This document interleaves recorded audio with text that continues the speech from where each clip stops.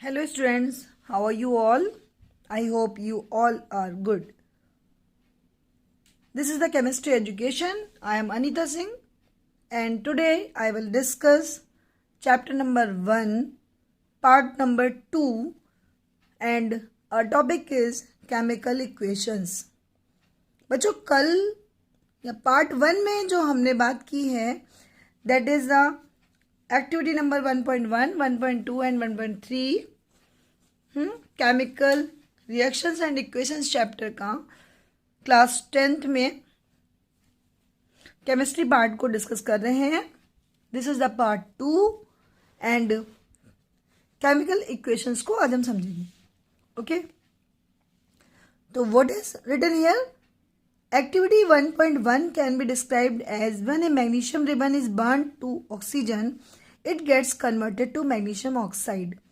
जब magnesium ribbon को oxygen के साथ बर्न किया जाता है तो ये मैग्नीशियम ऑक्साइड में कन्वर्ट हो जाता है. कैसा था magnesium oxide? Dazzling white powder form में मिलता है. This description of a chemical reaction in a sentence form quite long. It can be written in a shorter form. जो हम लैंग्वेज में इक्वेशन को लिखते हैं तो हम बोल सकते हैं मैग्नीशियम प्लस ऑक्सीजन, ये दोनों रिएक्टेंट थे, और मैग्नीशियम पाउडर जो मैग्नीशियम ऑक्साइड का प्रोडक्ट मिला है हमें पाउडर फॉर्म में, वाइट पाउडर फॉर्म में. ये लैंग्वेज में इक्वेशन लिखी हुई है. तो लैंग्वेज में इक्वेशन लिखना अपने आप में एक बहुत टिपिकल काम है. बार बार हमें इतने लंबे लंबे केमिकल्स के नेम लिखने पड़ेंगे.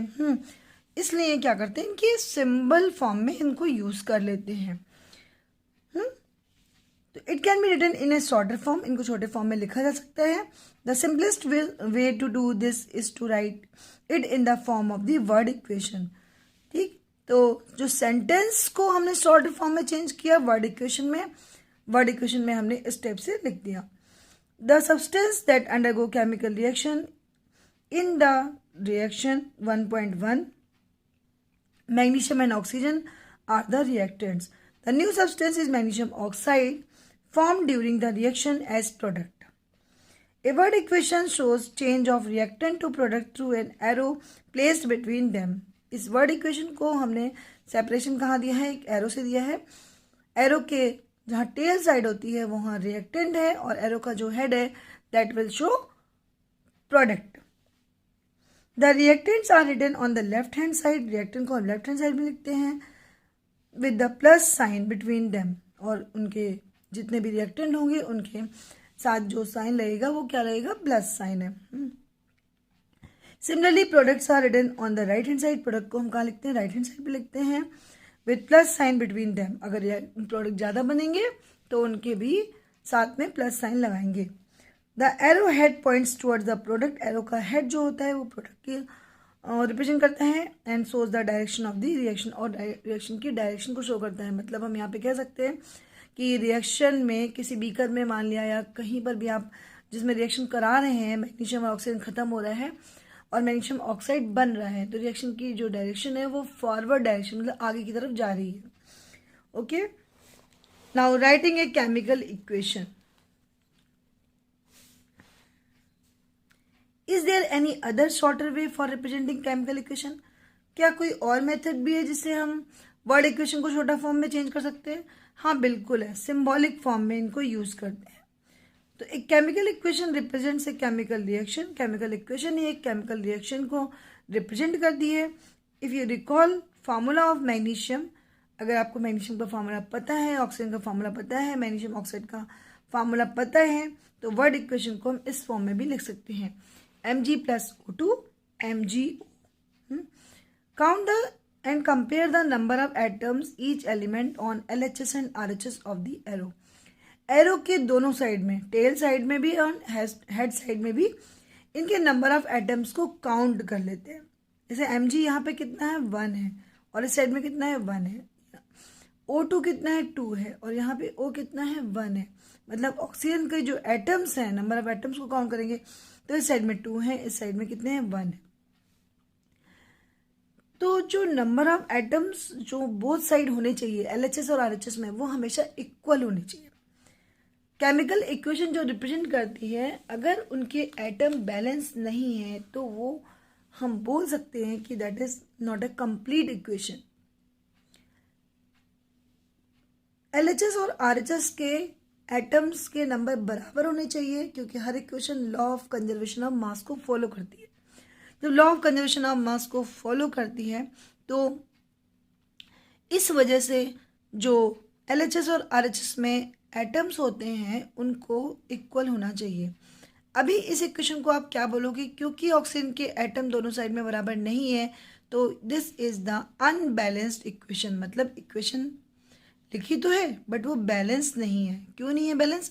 मैग्नीशियम के एटम बैलेंस है बट ऑक्सीजन के एटम के रिस्पेक्ट में देखेंगे तो यहाँ पे O 2 हैं और यहाँ पे O कितने हैं, ऑक्सीजन एटम कितने हैं, 1 है। This is the unbalanced equation. क्यों यहाँ पर हम क्यों बोल रहे हैं कि बैलेंस होनी चाहिए? क्योंकि आपको पता होना चाहिए रिएक्टेंट साइड में जितना भी टोटल मास होना चाहिए उतना ही टोटल मास प्रोडक्ट साइड में होना चाहिए। लॉ ऑफ कंजर्वेशन ऑफ मास क्या कहता है? मास can neither be created not destroyed. तो जब मास क्रिएट नहीं हुआ, डिस्ट्रॉयड नहीं हुआ, तो एक ऑक्सीजन एटम गया कहाँ? इट मीन्स किसी भी केमिकल इक्वेशन को बैलेंस्ड होना चाहिए, बिकॉज क्या होता है, law of conservation of mass को फॉलो करना होता है हर इक्वेशन को। Such chemical equation is a skeletal chemical equation for reaction. ये स्केलेटल केमिकल इक्वेशन है but not balanced. Okay, balanced chemical equation क्या होती है? अब आप इतना समझ गए होंगे कि बैलेंस्ड केमिकल इक्वेशन किसे बोलेंगे? जब लेफ्ट हैंड साइड और राइट हैंड साइड के एटम्स के नंबर बराबर होंगे तो जो इक्वेशन क्या होगी, बैलेंस्ड होगी। या हम कह सकते हैं कि दोनों साइड में एटम की counting law of conservation of mass को फॉलो कर रही है, तो अब भी वो बैलेंस इक्वेशन होगी। एक वर्ड इक्वेशन और देखते हैं, zinc plus sulphuric acid, zinc sulphate plus hydrogen.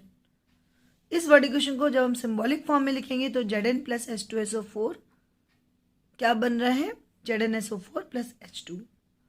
देखिए जिंक एटम यहाँ पर कितना है? 1। इस साइड भी जिंक एटम कितना है? 1। H2 कितना है? 2 एटम्स हैं और हाइड्रोजन के कितने एटम है? 2 एटम्स। सल्फेट SO4 के फॉर्म में है। अगर अलग अलग देखोगे तब भी एटम के नंबर बराबर है। सल्फर का 1 एटम है, सल्फर का 1 एटम है।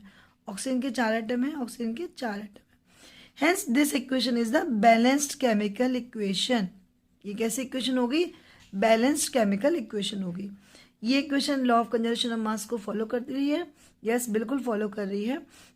जब नंबर ऑफ एटम LHS और RHS की इक्वल होंगे तो हमेशा वो इक्वेशन बैलेंस केमिकल इक्वेशन होती है। जैसे इन्होंने एटम के या एलिमेंट के नाम लिख दिए हैं, जिंक, हाइड्रोजन, सल्फर, ऑक्सीजन। देखिए दोनों तरफ काउंटिंग क्या है? जस्ट इक्वल है, इसलिए ये इक्वेशन बैलेंस कहलाएगी। चलिए एक इक्वेशन देखते हैं।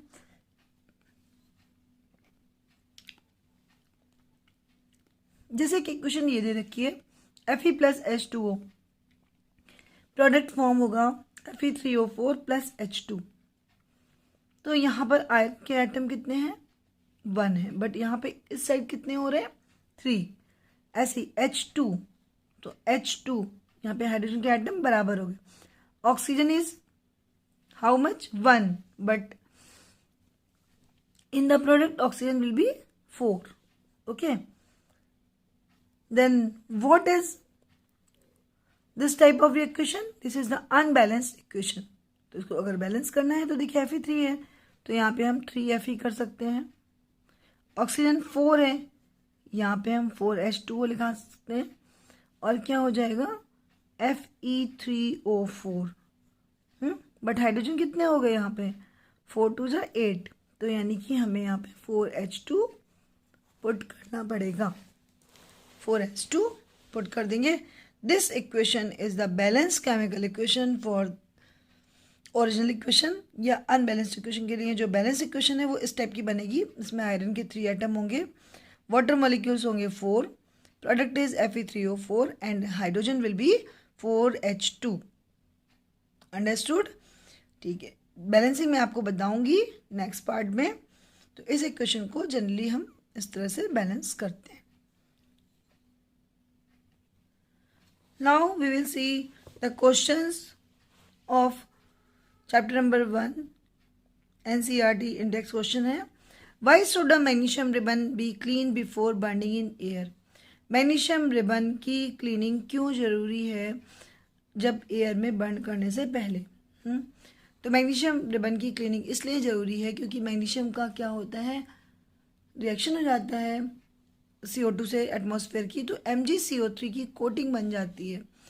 For removal of MgCO3 coating magnesium ribbon को हम सैंड पेपर से पहले क्लीन करते हैं और उसके बाद एयर के साथ बर्न करते हैं. Okay, right the balance equation for the following chemical reaction. मैं बैलेंसिंग आपको नेक्स्ट पार्ट में बताऊंगी. Right the balance chemical equation with state symbol for the following reaction. आपको यहाँ पे बैलेंसिंग बतानी है. ओके, नेक्स्ट टॉपिक पे हम आते हैं, types of chemical reaction.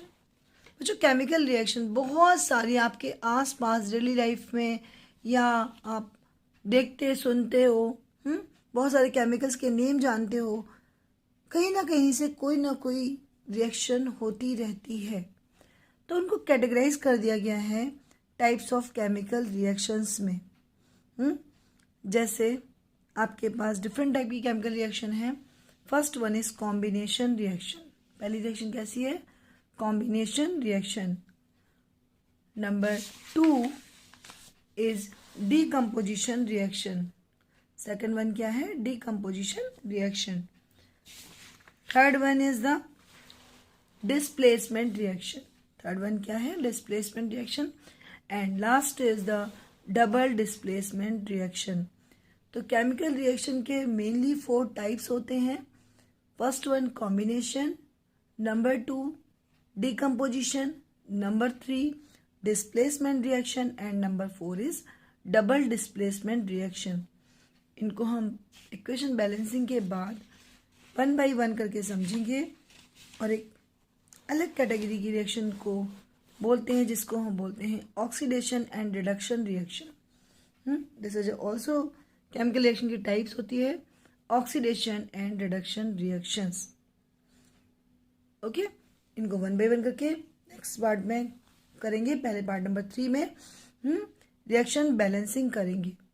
Okay, thank you.